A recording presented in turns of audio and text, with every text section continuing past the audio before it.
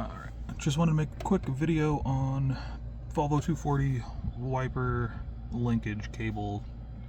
If you're having this issue where it's off and you don't want to remove the whole thing to get it back out, this is sort of the setup for it. Little loop here, that guy in there.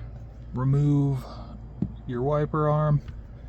That way you can spin this cam freely.